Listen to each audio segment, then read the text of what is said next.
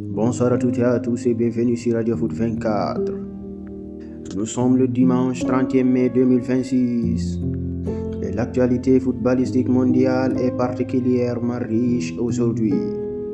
Au programme, le mercato européen qui s'emballe, les réactions après le sacre historique du Paris Saint-Germain à Ligue des Champions, les dernières informations concernant la Coupe du Monde 2026, les matchs amicaux internationaux, ainsi que toutes les informations importantes venues de France, d'Espagne, d'Italie, d'Angleterre, d'Allemagne et d'ailleurs. Installez-vous confortablement et si vous aimez l'actualité footballistique quotidienne, n'oubliez pas de vous abonner à Radio Foot 24, d'activer la cloche de notification et de laisser un like pour soutenir la chaîne. C'est parti pour le tour complet de l'actualité football mondial. En France, le Paris Saint-Germain continue de célébrer son deuxième sacre consécutif à Ligue des Champions. Le club parisien a également confirmé avoir récolté près de 150 millions d'euros grâce à son parcours européen exceptionnel cette saison. Le PSG continue déjà de préparer son mercato. Plusieurs sources révèlent que le club s'est renseigné sur Julian Alvarez. Cependant, les hésitations du joueur à rejoindre Paris auraient poussé les dirigeants parisiens à abandonner cette piste. Du côté des arrivées potentielles, Magnus Akliouche pousse fortement pour rejoindre la capitale française. Le joueur monégasque aurait déjà exprimé son souhait de signer au PSG. Autre dossier important, le jeune Bruno Fernandes, seulement 18 ans, réalise une saison incroyable avec 4 trophées majeurs remportés entre Barcelone et Paris. Les célébrations du titre européen ont malheureusement été marquées par de nombreux incidents dans les rues de Paris. Plus de 416 interpellations ont été recensées selon les autorités françaises. Face à ces débordements, la mairie du 8e arrondissement demande désormais la fin des grands rassemblements sur les Champs-Élysées lors des futures célébrations. Le Real Madrid et l'FC Barcelone ont officiellement adressé leurs félicitations au PSG pour son nouveau titre européen. Après la France, direction maintenant l'Espagne où plusieurs dossiers mercato font énormément parler. Commençons par Barcelone. Selon plusieurs médias espagnols, l'agent de Julian Alvarez aurait informé Arsenal et le PSG que l'attaquant argentin privilégie uniquement un transfert vers l'FC Barcelone. Le Barça a également pris une décision importante concernant Rafael Leao. Deco et la direction sportive ne souhaitent pas recruter l'international portugais malgré son départ annoncé de l'AC Milan. Autre dossier intéressant, Al Hilal aurait proposé Darwin Núñez au FC Barcelone lors des discussions concernant Joao Cancelo. Du côté du Real Madrid, Florentino Pérez s'est montré très clair concernant Vinicius Junior. Le président madrilène souhaite voir l'allié brésilien rester toute sa carrière au sein du club. Pendant ce temps, une rumeur étonnante apparaît autour de Mikel Arteta.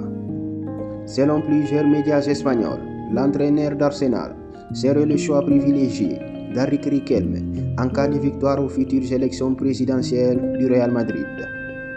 Enfin, Lamine Yamal a rassuré les supporters espagnols. Le jeune prodige a expliqué avoir craint de manquer la Coupe du Monde après sa récente blessure, mais semble désormais totalement rétabli. Cap maintenant vers l'Italie, où le mercato s'annonce particulièrement agité. La grande information du jour concerne Rafael Leao. L'international portugais a officiellement annoncé son intention de quitter l'AC Milan cet été. Le joueur affirme être fier de son parcours chez les Rossoneri, mais estime être prêt à découvrir un nouveau championnat et un nouveau défi. À Naples, Kevin De Bruyne entretient le suspense concernant son avenir. Le milieu belge souhaite discuter avec ses dirigeants avant de prendre une décision définitive. Du côté de Rome, Gianpiero Gasperini pousse fortement sa direction à recruter Mason Greenwood. Enfin, le club de Com surveille attentivement Ethan Nwaneri, le jeune pépite d'Arsenal.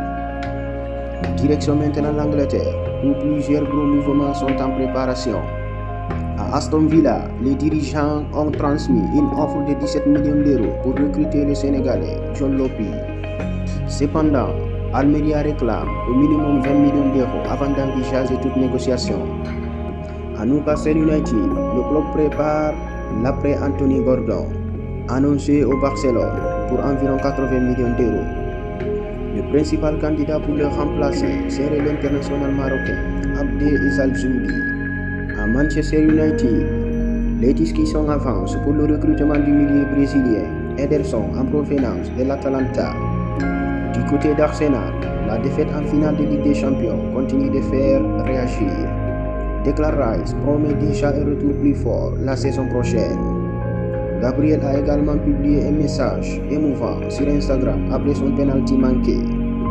Mikel Arteta a quant à lui défendu son choix concernant l'ordre des tireurs durant la séance de tir au but. Enfin, une statistique impressionnante, Arsenal a enregistré seulement 25% de possession lors de cette finale. Un record historique faible pour une finale de Ligue des Champions. Direction maintenant l'Allemagne. L'Eintracht Francfort a officialisé la nomination d'Adi Hütter comme nouvel entraîneur principal. Le technicien autrichien s'est engagé jusqu'en 2029 avec le club allemand. Une nomination qui pourrait relancer les ambitions européennes de Francfort pour les prochaines saisons. Place désormais à la Coupe du Monde 2026 et aux sélections nationales. Le sélectionneur du Nigeria, Eric Shell, a confirmé l'absence de Victor Osimhen lors des matchs amicaux. L'attaquant pourrait changer de club durant l'été et doit régler sa situation. Bonne nouvelle pour le Brésil, Carlo Ancelotti maintient sa confiance envers Neymar. Le sélectionneur assure que la star brésilienne sera prête pour la Coupe du Monde. Du côté de l'Uruguay, Marcelo Bielsa a dévoilé sa liste officielle. Grande surprise, Luis Suarez ne participera pas au Mondial 2026.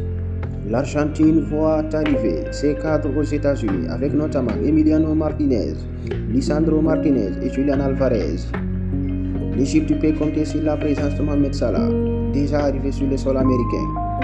Enfin, Ousmane Dembélé pourrait entrer dans l'histoire du football mondial s'il remporte la Coupe du Monde avec la France. Terminons avec les résultats internationaux de la journée. Le Japon a battu l'Islande 1-0 grâce à une réalisation tardive d'Ogawa. Le Mexique s'est imposé face à l'Australie sur le score de 1-0. La Corée du Sud a offert un véritable festival offensif en écrasant Trinité et Tobago 5-0 avec notamment un doublé de Son Heung-min.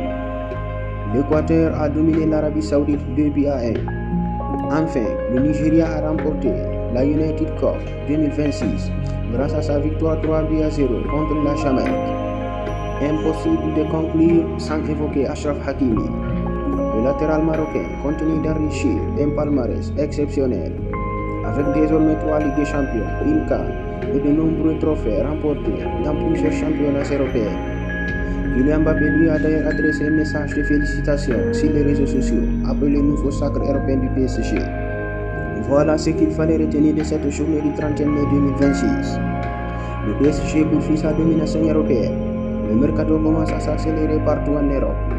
Rafael Leao prépare son départ de Milan. Julian Alvarez se rapproche du Barça et la Coupe du Monde 2026 approche désormais à grands pas. Merci d'avoir suivi ce journal complet sur Radio Foot 24. N'oubliez pas de vous abonner à la chaîne, d'activer la cloche de notification, de partager la vidéo autour de vous et de laisser votre pronostic en commentaire. Quel pays remportera la Coupe du Monde 2026? Prenez soin de vous. Passez une excellente journée.